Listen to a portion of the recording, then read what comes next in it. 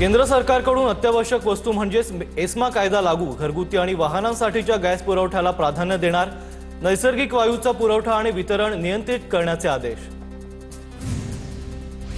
पंतप्रधानांची तडजोड केलेली भूमिका अवघड होऊ शकते म्हणून आखाती देशातील संकटांवर चर्चा टाळतायत राहुल गांधींची पंतप्रधान मोदींवर टीका। युद्ध भारताच्या सीमेवर आलंय, साध्या सरकारची असलेली भूमिका ही शांतता शंठांची शांतता म्हणावी लागेल। इराण युद्धावरून संजय राऊतांचा केंद्र सरकारवर निशाणा, तर आजच्या परिस्थितीनुसार सरकारची भूमिका काय, राऊतांचा सवाल। शांतता शंठांची नसते तर ती सामर्थ्यवानांची असते, संजय राऊतांच्या टीकेला नवनाथ बन यांचं प्रत्युत्तर। गॅस संकटावरून केजरीवालांचा केंद्र सरकारवर हल्लाबोल, मोदी ट्रम्प समोर झुकल्याचे परिणाम देशाला भोगावे लागतायत का, केजरीवालांचा सवाल। तर रुग्णालय आणि शैक्षणिक संस्था वगळता व्यावसायिक गॅस पुरवठा बंद, केजरीवालांची माहिती।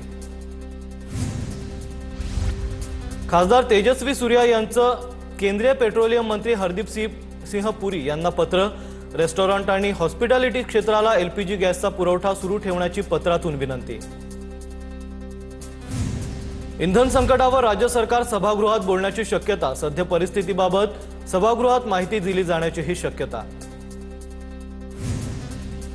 चुकीच्या परराष्ट्र धोरणाचा सामान्यांना फटका बसतोय, चूल पेटवायला लागले का, अशी वेळ का आली आहे, केंद्र सरकारचं हे अपयश आहे, सतेज पाटलांची केंद्र सरकारवर टीका। इराण अमेरिका इस्रायल युद्धाचा भारतातील सर्वात मोठ्या जेएनपीए बंदरावर परिणाम, जेएनपीए बंदरात 4000 कंटेनर अडकलेत, नाशवंत पदार्थांचे 1500 कंटेनर देखील अडकलेत, भारताच्या निर्यातीवर मोठा परिणाम झालाय। छत्रपती संभाजीनगरच्या वाळूज एमआयडीसी भागात भारत गॅस एजन्सीवर नागरिकांच्या मोठ्या रांगा, गॅसचा तुटवडा जाणवत असल्यानं गॅस सिलेंडर भरून घेण्यासाठी नागरिकांची मोठी गर्दी, बुकिंग असूनही गॅस मिळत नसल्याचा स्थानिकांचा आरोप। छत्रपती संभाजीनगरमध्ये घरगुती गॅस सिलेंडरसाठी मोठ्या रांगा, वाळूज एमआयडीसी भागात भारत गॅस एजन्सी बाहेर नागरिकांच्या रांगा, गॅसचा तुटवडा जाणवत असल्यानं गॅस सिलेंडर भरून घेण्यासाठी नागरिकांची गर्दी। घरगुती गॅस सिलेंडर रिफिल बुकिंगच्या नियमात बदल, सिलेंडर रिफिल बुकिंग आता 21 दिवसांऐवजी 25 दिवसांचं असणार। इराण युद्धाच्या पार्श्वभूमीवर साठेबाजी रोखण्यासाठी केंद्राचा निर्णय, तर नियमात केलेले बदल चुकीचा, गृहिणींकडून नियम बदलण्याची विनंती।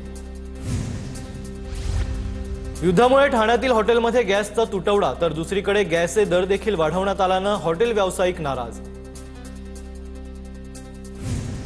अमरावतीमध्ये घरगुती सिलेंडरसाठी आठवडाभर वेटिंग, एजन्सीकडून हॉटेल व्यावसायिकांना अतिरिक्त सिलेंडर देणं बंद, पुढील 5 ते 6 दिवस सिलेंडर मिळणार नसल्याची ही माहिती।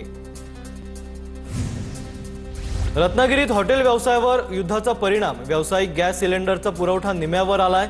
रत्नागिरी शहरातील प्रत्येक गॅस एजन्सीला अवघ्या 60 ते 70 व्यावसायिक सिलेंडरचा कोटा, हॉटेल व्यावसायिकांना दिवसाला 600 ते 700 सिलेंडरची गरज। आखाती देशांमधील युद्धामुळे एलपीजी गॅस पुरवठ्यावर परिणाम, 3 दिवसात एलपीजी गॅसमध्ये दरवाढ, 61 रुपयांवरून 75 रुपये प्रति लिटरवर दरवाढीमुळे रिक्षा चालक अडचणीत, भाडेवाढीची शक्यता। पुण्यात व्यावसायिक सिलेंडर मिळणं पूर्णपणे बंद, घरगुती गॅसची गाडी 3 दिवसांनंतर सेंटरवर येणार असल्याची माहिती, घरगुती गॅसही उपलब्ध नसल्यानं मोठी अडचण निर्माण होण्याची शक्यता।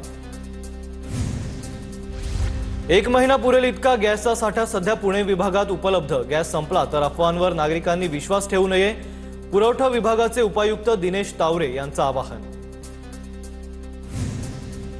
सिलेंडरचा तुटवडा होत असल्याच्या तक्रारींमुळे नागपूर जिल्हा प्रशासनानं तयार केलं विशेष पथक, हे पथक शहरातील विविध हॉटेल्सना भेटी देऊन सिलेंडरची पाहणी करणार। पुण्यात व्यावसायिक सिलेंडरचे भाव 2500 रुपयांवर पोहोचले, इराण आणि इस्रायल युद्धाचा परिणाम, व्यावसायिक एलपीजी मिळेना, 2 दिवस पुरवठा विस्कळीत झाल्यास मोठी अडचण निर्माण होणार। नाशिकची तर्रीदार मिसळ महागण्याची शक्यता, व्यावसायिक गॅस सिलेंडरचे दर वाढल्यानं मिसळीचे दर देखील वाढण्याची शक्यता, व्यावसायिक गॅस काल 2200 रुपये तर आज 2400 रुपये इतका झालाय। नागपुरातील हॉटेल व्यावसायिकांना सिलेंडरचा तुटवडा, 4 दिवसांपासून व्यावसायिक सिलेंडर न मिळाल्यानं अडचण, सिलेंडरचा पुरवठा न झाल्यास व्यवसाय बंद करण्याची वेळ। कोल्हापुरात गॅस एजन्सीच्या कार्यालयासमोर रांगा, गॅसची टंचाई निर्माण होण्याच्या शक्यतेमुळे नागरिकांमध्ये घबराट। संभाजीनगरमधील औद्योगिक क्षेत्राला गॅस टंचाईचा मोठा फटका। गॅस पुरवठा बंद झाल्याने 5 मोठे उद्योग बंद करण्याची वेळ। औद्योगिक क्षेत्राला दररोज 250 ते 300 मेट्रिक टन गॅसची गरज। तातडीने गॅस पुरवठा सुरू करून उद्योगांना मदत करावी, संघटनांची मागणी। अमेरिका, इस्रायल आणि इराण युद्धाचा साखर उद्योगावर परिणाम। युद्ध सुरू झाल्यापासून केंद्र सरकारने साखर कारखान्यांना दिलेला निर्यात कोटा जवळपास ठप्प।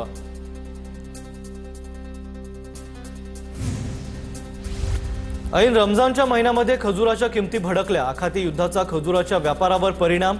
मार्चच्या पहिल्याच आठवड्यात आवक कमी। बाजार समितीमध्ये 40 ते 50 टन होणारी आवक 6 ते 10 टनांवर।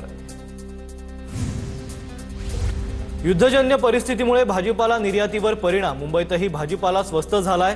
निर्यातीत घट झाल्याने ही परिस्थिती उद्भवली आहे। अनेक कंटेनर अडकल्याने 100 टन आवकीपैकी 20 टन भाजीपाला स्थानिक बाजारात राहिल्याने आर्थिक फटका। जळगावच्या सराफा बाजारात सोन्या चांदीच्या दरांमध्ये वाढ। सोन्याच्या दरात 721 रुपये तर चांदीच्या दरात तब्बल 10,300 रुपयांची वाढ। सोन्याचे दर सध्या जीएसटी सह 1,64,000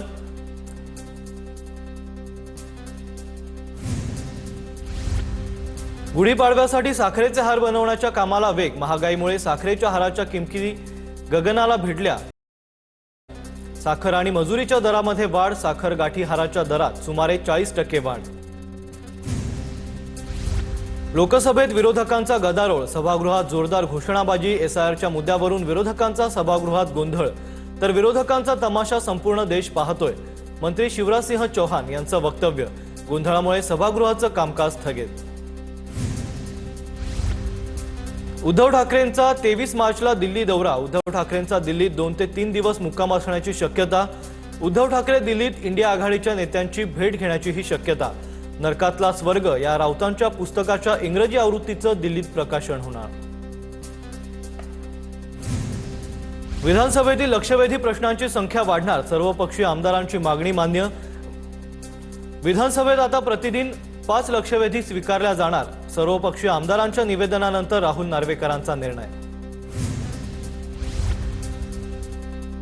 महाराष्ट्राचे माजी गृहमंत्री आणि मंत्री शंभूराज देसाई यांचे आजोबा लोकनेते बाळासाहेब देसाई यांची आज 116वी जयंती। मुख्यमंत्री देवेंद्र फडणवीसांनी शंभूराज देसाईंच्या मेघदूत निवासस्थानी जाऊन बाळासाहेब देसाईंना अभिवादन केलंय। सोशल मीडियावरून बदनामी करण्याचं प्रमाण वाढलं। या संदर्भात समिती गठीत केली जाईल। कायद्यात बदल करण्यासाठी पडताळणी केली जाईल। मुख्यमंत्री फडणवीसांची विधानसभेत माहिती।